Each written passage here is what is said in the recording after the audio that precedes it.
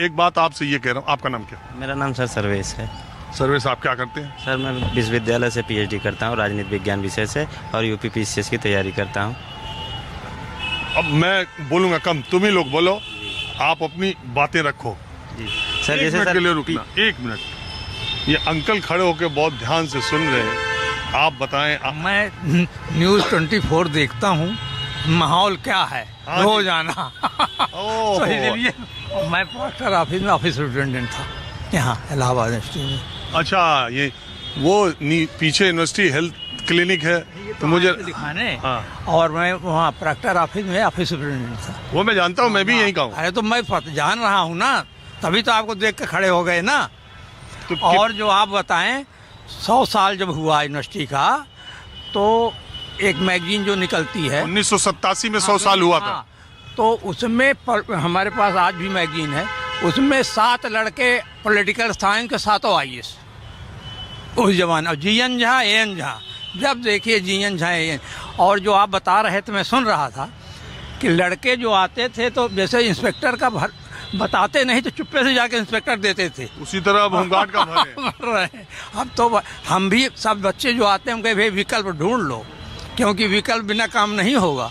अब वो दिमाग, और कितने लोग तो पागल होकर चले गए, भाई हम वही IAS बनना है, मुझको नहीं बन पाए। तो मैं अभी आपको देखा तो हमने कहा तो रोज मैं सुनता हूँ। हमारे कार्यक्रम से आपको कोई शिकायत? बिल्कुल कोई शिकायत नहीं, बहुत अच्छा।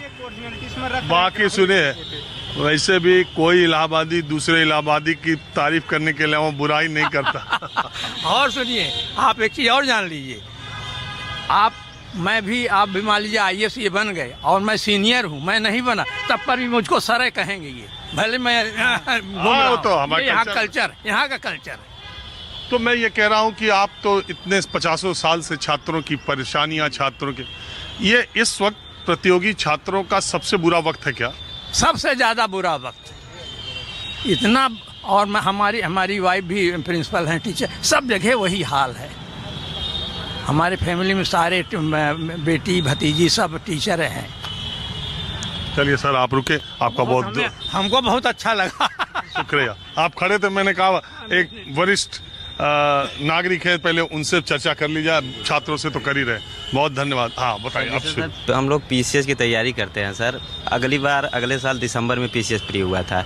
इस बार सर कैलेंडर आया, उसमें सर 1 साल बाद सर 6 दिसंबर को सर पीसीएस प्रीलिम्स रखा गया है। मतलब 24 दिसंबर में हुआ था, अब 26 दिसंबर में होगा। 26 दिसंबर में प्रीलिम्स की डेट आई, वो भी होगी कि नहीं होगी उसका भी कोई निर्धारित तिथि नहीं है। दूसरा, हम लोग सर पीएचडी करते हैं, नेट JRF सर ये हायर कम लोग एग्जाम देते हैं सर। 21 साल हम लोगों की जब उम्र हुई फॉर्म भरने के, तो 2021 के बाद से आज तक हायर की कोई भर्ती ही नहीं आई है।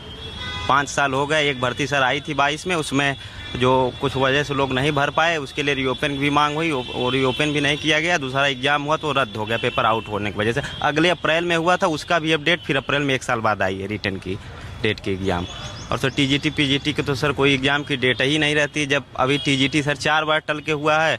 हम लोग सर 5 साल 6 साल से इसी सर सिविल सर्विसेज की, PCS की और TGT PGT एग्जाम देते हैं। उसके अलावा सर कोई दूसरा एग्जाम नहीं देते हैं सर। इसका भी नियमित कोई तिथि नहीं। अभी जैसे है सर डिसाइड अप्रैल में एग्जाम होने का, फिर वो अभी टर जाएगी। कोई कंफर्म नहीं है कि होगी ही, किसी न किसी कारणवश इसको टाल दिया जाता है सर एग्जाम। तो यहाँ जो सर छात्र हैं उनकी सर समस्या यही है कि नियमित रूप से कैलेंडर जारी हो, नियत तिथि पर एग्जाम हो। अब तिथि निर्धारित जब हो गई, उसके बाद 5 दिन बाद 10 दिन बाद सूचित कर दिया जाता है कि एग्जाम नहीं होगा। फिर छात्र उसके चक्कर में दूसरी और एग्जाम की भी उसकी तैयारी नहीं हो पाती। तो सर हम लोगों का PCS 2 बार इसी वजह से हर बार TGT PGT की एग्जाम आ जाता है, उसी बीच में आ जाएगा तो उसको छोड़ना पड़ जाता है। ना TGT होगा ना PCS आदमी दे पाता है सर। इस समय जॉब सिक्योरिटी की इतनी समस्या है, घर से भी लोगों को प्रेशर है, समाज का भी शोषण है, पढ़ने के लिए भी समस्या है। तो इस वजह से लोग सोचते हैं कहीं कहीं पहले एडजस्ट हो जाए, उसके लिए बात पढ़ा जाए। सर 2021 में जो है, आप अपना नाम बताइए, क्या करते हैं? रवि यादव, मैं PhD पॉलिटिकल साइंस करता हूँ इलाहाबाद यूनिवर्सिटी से। जो है 2021 में हायर की वैकेंसी आई एक पुराने आयोग से, उच्च शिक्षा सेवा आयोग से। उसके बाद जो है वो वैकेंसी रोक दी गई कि हुआ कि नया आयोग बनेगा। नए आयोग का गठन हुआ और केवल गठन बस हुआ कि उसका अध्यक्ष जो है 3 साल 4 साल बाद बना नया अध्यक्ष। फिर उसके बाद उसकी वैकेंसी 2024 पिछले वर्ष जो है एग्ज़ाम हुआ अप्रैल में, 17-18 अप्रैल को। फिर वो वैकेंसी जो है उसका वो हुआ कि आउट हो गया पेपर, बहुत हाहुल्ला हुआ, आंदोलन हुआ, कुछ नहीं हुआ, रिजल्ट आया उसका। रिजल्ट आने के बाद हुआ क्या कि कुछ दिन बाद जो इंटरव्यू की डेट आई लोगों को, उसके बाद एग्ज़ाम कैंसिल कर दिया गया कि सरकार ने ही कहा कि पेपर आउट, उसमें CBI जो है STF ने कुछ लोगों को गिरफ्तार किया था, जो है कैंसिल कर दिया गया। अब उसकी डेट फिर इस साल लगी है, 1 साल बाद, उसी अप्रैल महीने में 18-19 को। अच्छा एक बात बताओ, मैं मीडिया में हूँ, चूँकि मैं प्रतियोगी परीक्षाओं की तैयारी कर चुका हूँ, तो मुझे वो दर्द है और मैं हुआ भी नहीं। तो मैं ये सोचता हूँ, जब इलाहाबाद आता हूँ, प्रयागराज, और छात्रों को देखता हूँ, तो मैं सोचता हूँ कि इनसे बात तो करूँगा, एक कार्यक्रम करूँगा। ये सोचता हूँ कि आप ये सोचते हो कि नहीं कि मीडिया में, संसद में, नेताओं में, राजनीति में, और रामभद्राचार्य UGC में करीब युद्ध हो जाएगा तो अखिलेश नमाजवादी है, तो अखिलेश कह रहे हैं वो 420 है, तो ये सब चीज़ें, कहीं नंगा प्रदर्शन हो रहा है, कहीं कुछ हो रहा है, कहीं कुछ हो रहा है। छात्रों की एग्ज़ाम, कैलेंडर, उनकी परेशानियाँ, इनको लेके कहीं कोई मेन स्ट्रीम जगह मीडिया में, नेतागिरी में, मुद्दों में धरना प्रदर्शन, हंगामा, अनशन, ये सब बिल्कुल कहीं होता ही नहीं। ऐसे लगता है कि ये कोई मुद्दा ही नहीं है।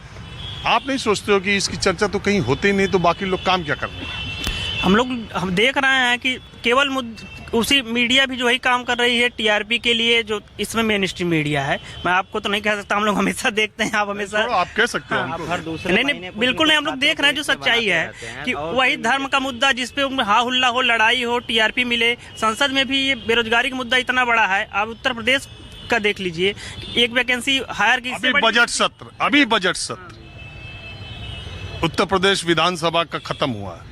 मैंने किसी हेडलाइन में या सोशल मीडिया पर या कहीं ये नहीं सुना कि किसी पार्टी के नेता ने इस बात पर हंगामा मचा दिया हो कि छात्रों का इम्तिहान जल्दी करो या वैकेंसी कैलेंडर जारी करो। मैंने तो नहीं सुना, आपने सुना हो तो अलग बात है। नहीं, बिल्कुल नहीं सर, एकदम छात्रों का मुद्दा पूरी तरह गायब है, बेरोजगारी का मुद्दा ही पूरी तरह गायब है। कुछ है, कोई मुद्दा ही नहीं रह गया, बिल्कुल है ही नहीं कहीं, न मीडिया में, न संसद में, न नेताओं द्वारा। सब अपना केवल उसी चक्कर में है कि मैं अपना वोट बैंक साध लूं, मैं अपना TRP बढ़ा लूं, और केवल सब अपने में लगे हुए हैं। तो छात्र तो सबसे बड़ा, युवा से बड़ा वोट बैंक क्या है? तो उसकी चर्चा कौन कर रहा है? छात्र भी तो जाति और धर्म में विभाजित हो जाता है, वो पार्टी वाइज। ये आ गया ना, स्टूडेंट भी वोट बैंक तभी तक है जब तक पोलिंग बूथ तक नहीं गया। जैसे ही अंदर घुसता है वैसे ही यादव हो जाता है, राजभर हो जाता है, सिंह हो जाता है, हिंदू हो जाता है, मुसलमान हो जाता है। भूल जाता है कि वो जो है छात्र नहीं हो, किसी जाति का है, इस जाति के नेता को वोट देना है। देखेंगे सर 21 के बाद 21 की भर्ती अगर 26 तक एग्जाम न हो पाई हो तो सर उसको क्या ही कहा जाएगा। 5 साल में सर अभी एक बार हम लोगों का एग्जाम नहीं हुआ है, उसके लिए कोई न धरना प्रदर्शन। क्या कह रहे थे?